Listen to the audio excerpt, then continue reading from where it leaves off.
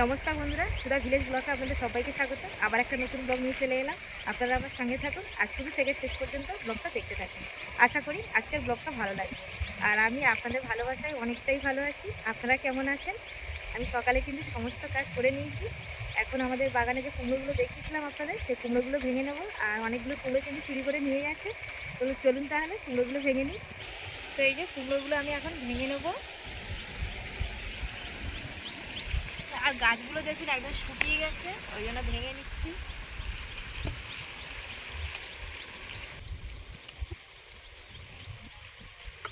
দেখুন একদম গাছটা শুকিয়ে গেছে। কুমড়োগুলো ভাঙছে, আপনি থেকে ভেঙে চলে আসছে।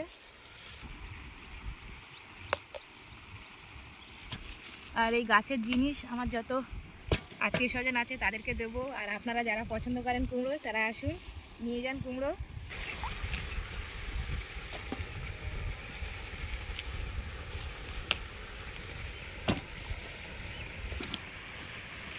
তো কুমড়োগুলো আমি অনেকটাই ভেঙে নিয়েছি, আর কিছুটা আছে, এগুলো ঘরে ঢেলে দিয়ে আসি, দিয়ে আবার ওগুলো এসে ভাঙবো। ঘরে আমি ঢেলে দিয়ে চলে এসেছি, আর এই কয়েকটা আছে এগুলো ভেঙে নেব। এটা দেখি কত বড়। আর এটাই কিন্তু সবচেয়ে আমাদের গাছে বড় কুমড়ো, একদম পুরো চায়না কুমড়োর মতো লাগছে। কত সুন্দর গোল।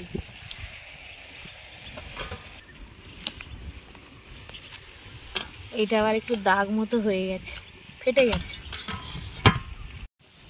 দেখুন এখানে দুটো একসঙ্গেই আছে, আর এই দুটো তুললেই কিন্তু হয়ে যাবে তোলা সব। এবার ঘরে গিয়ে আপনাদের দেখাবো কতগুলো কুমড়ো হয়েছে।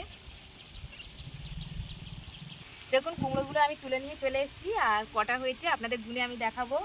1 2 3 4 5 6 7 8 9 10 11 12 13 14 15 16 17 18 19 20 21 22, মোট 22টা কুমড়ো হয়েছে। আর আমাদের ঘরে কিন্তু 3টে খাওয়া হয়েছে, আর চুরি করে নিয়ে গিয়েছে ওরকম 4-5টা মতো।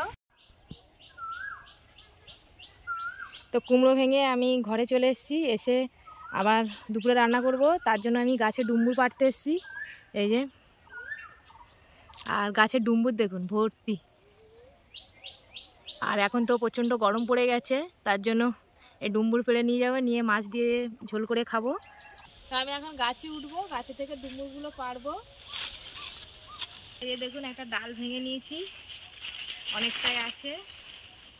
যেগুলো কাছে ছিল সেগুলো আমি পেড়ে নিয়েছি, আর উঠবো না, অনেকটাই পেড়েছি। আমি গাছে থেকে নেমে এসেছি, আর এই এতটাই ডুমুর পেড়েছি। তো এবার এইগুলো নিয়ে ঘরে চলে যাব আমি। দেখুন ডুমুর তুলে আমি এই যে ঘরে যাচ্ছিলাম, আর আমার বৌদি কতগুলো বাচ্চা তুলেছে দেখুন, হাসে, কি সুন্দর লাগছে বাচ্চাগুলো।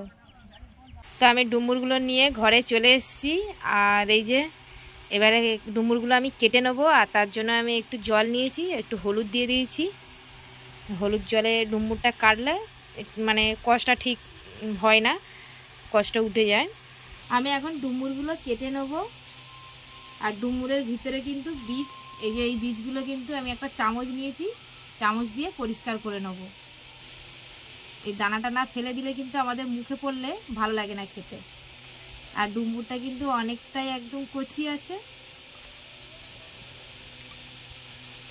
তাই এইভাবে আমি ডুমুরগুলো সব কেটে নেব।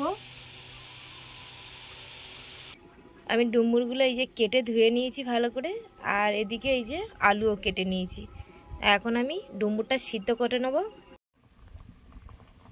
আমি এখন এই যে ডুমুরটা সিদ্ধ বসিয়ে দিয়েছি, হয়ে এসছে, আর একটু বাকি আছে। আমি তেল দিয়ে সাদা ফোড়ন দিয়েছিলাম, দিয়ে আর পেঁয়াজ দিয়ে ভালো করে ভেজে আলু আর ডুমুরটা দিয়ে দিচ্ছি, দিয়ে এই যে লবণ দিয়ে দিচ্ছি। এবার ভালো করে নাড়িয়ে একটু ঢাকা দিয়ে দেবো।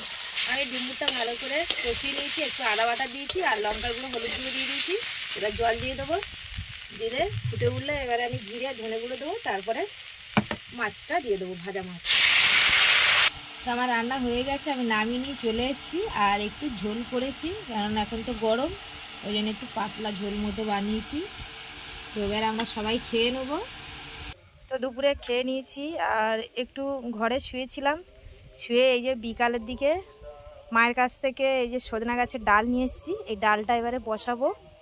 তো আমার তো সজনা গাছ নেই, আপনাদের তো বলেছিলাম ব্লকে।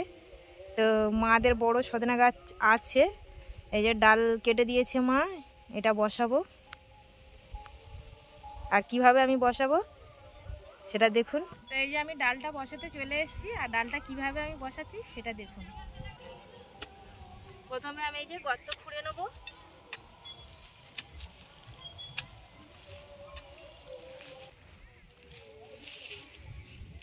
বেশ অনেকটাই আমি গর্ত করে নিয়েছি,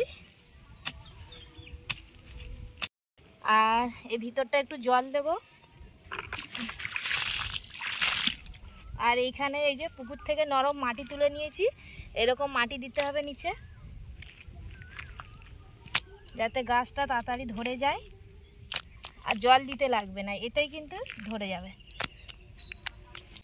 এবার এখানে আমি গাছটা বসিয়ে দেবো, দিয়ে মাটি এইভাবে ভর্তি করে দেবো গর্তটা। তো আমি এইভাবে মাটিগুলো সব ভরাট করে দিয়েছি, আর এই গাছের মাথার উপরে এই নরম মাটিটা আমি দেব। তো আমি গড়ায়ও কিছুটা নরম মাটি দিয়ে দিয়েছি উপরে, আর এই মাটিটা মাথায় দিয়ে দেবো। আমাদের গ্রামের দিকে কিন্তু এইভাবে গাছ বসায়, সজনা গাছ। আপনারা কিভাবে বসান আমাকে কিন্তু কমেন্টে জানাবেন। গাছটা আমার বসানো হয়ে গেছে, আর ব্লগটা বেশি বড় করব না, আজকের ব্লগটা এখানেই শেষ করছি। যদি ব্লগটি ভালো লাগে সাবস্ক্রাইব, লাইক, কমেন্ট, শেয়ার করবেন, আর আমার পাশে থেকে আমাকে সাপোর্ট করবেন। যারা আমার ফেসবুক পেজে ভিডিওটা দেখছেন পেজটিকে ফলো করবেন। সবাই ভালো থাকবেন।